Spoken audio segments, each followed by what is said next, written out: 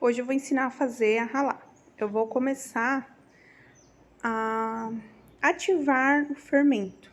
Então, eu uso 2 sachês aí para ativar. Eu vou dissolver eles na água bem morninha, bem pontinha de mamar de neném. Não pode estar muito quente. Aí eu mexo a água, o fermento e eu coloco 3 colheres de trigo. Ele tem que ficar nesse ponto esponja para poder dar certo. Após isso, mexer bem, deixar ele assim, a massa mais lisinha, a gente deixa ele crescer por uma meia hora. Então, eu deixei crescer e depois a gente vai adicionando os outros ingredientes. O ovo, né? Eu usei 2 ovos, porque nessa receita eu tô fazendo ela dupla, mas eu vou deixar na descrição a receita para um pão, né? Que seria esse, eu fiz para 2. Então, o óleo, azeite de oliva, às vezes eu uso também, pode ser usado. A gente pode fazer com açúcar ou com mel. Eu prefiro com mel porque o pão ele fica mais docinho. Então, no lugar do açúcar, eu substituo por um mel. Aí, eu coloquei 3 ou 4 colheres, como a receita era dupla.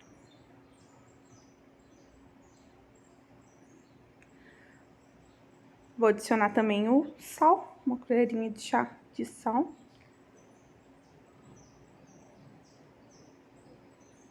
E o nosso fermento que a gente ativou, olha como ele cresceu. Então, eu vou despejar ali junto e mexer essa primeira parte da receita.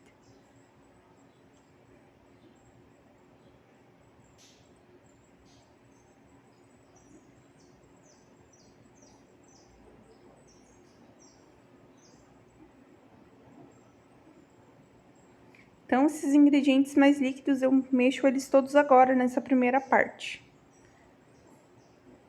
Para eles se integrarem bem e virarem uma massinha só.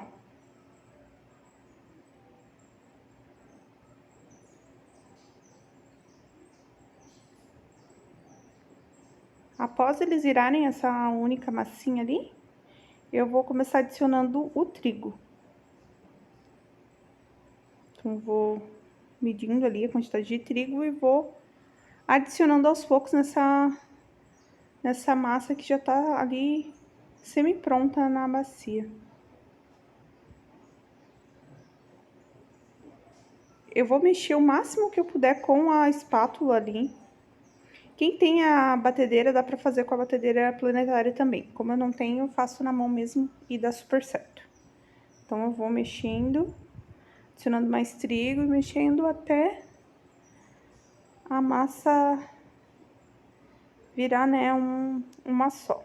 Ela ficou um pouquinho dura, então adicionei um pouquinho de água.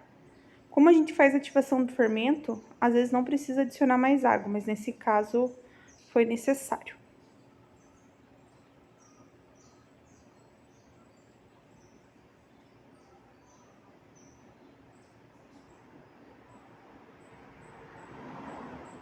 Então, você vai mexer bem com a espátula, né, até virar uma massa só.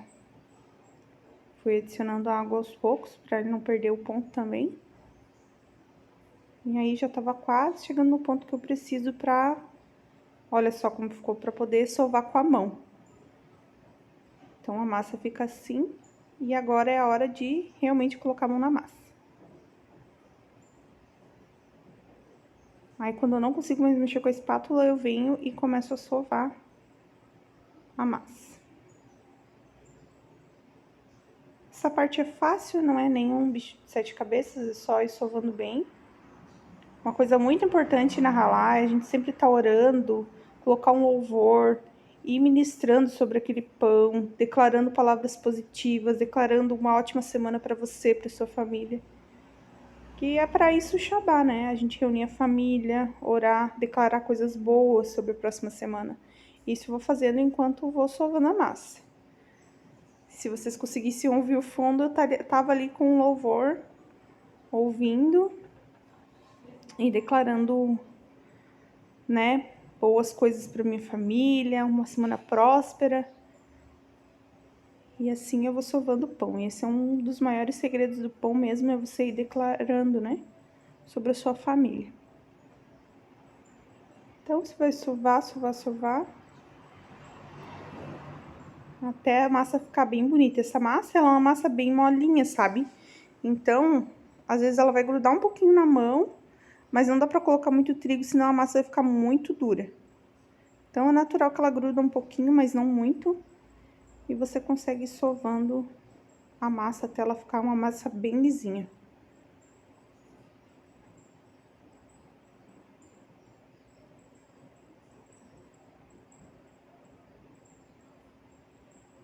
Então, aí eu já tava finalizando, sovei bem.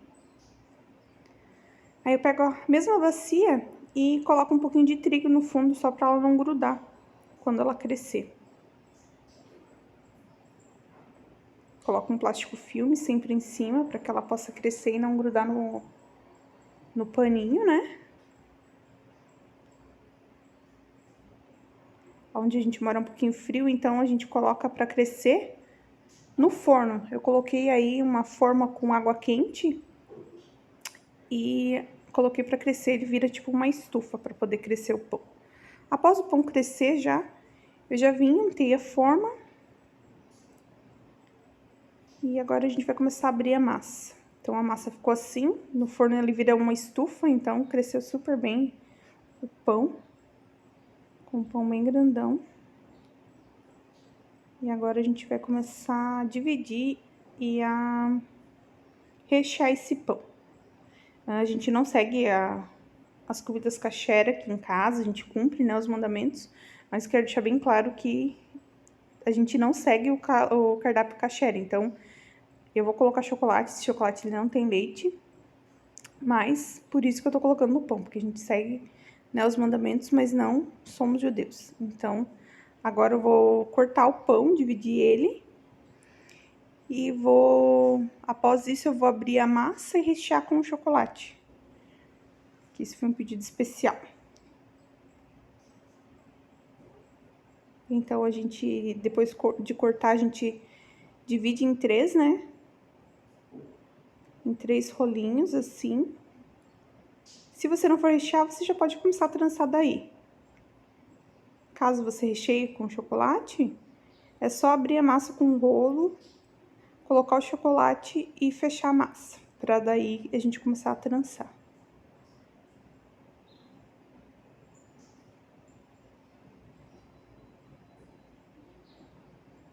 A gente vai colocando, distribuindo bem certinho o chocolate. Porque na hora que for cortar o pão, todo mundo vai querer um pedacinho. E se ficar sem chocolate, as pessoas podem ficar chateadas. Então, eu vou recheando bem, enfilero eles e fecho a massa.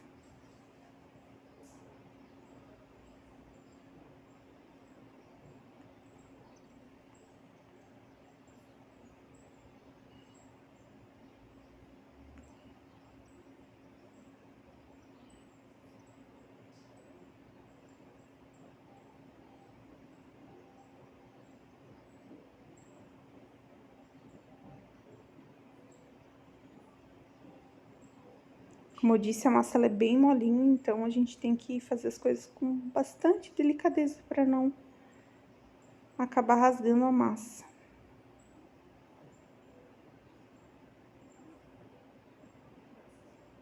Aí eu já tinha trançado o pão, então eu trancei ele e agora eu vou colocar na forma.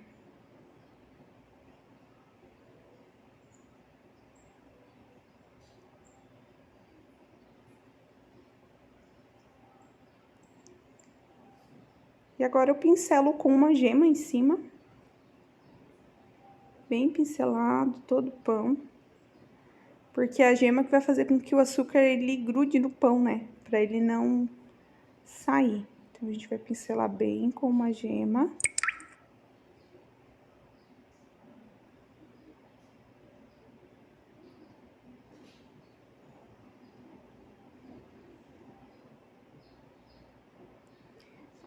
Nesse potinho eu tenho uma mistura de açúcar demerara com canela.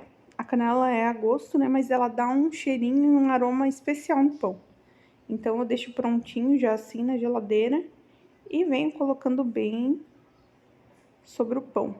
Eu coloco bem onde dá as emendas da trança, porque esse pão ele vai crescer. Olha só como ele ficou, bem grandão. E esse foi o resultado da ralá. Espero ter ajudado vocês.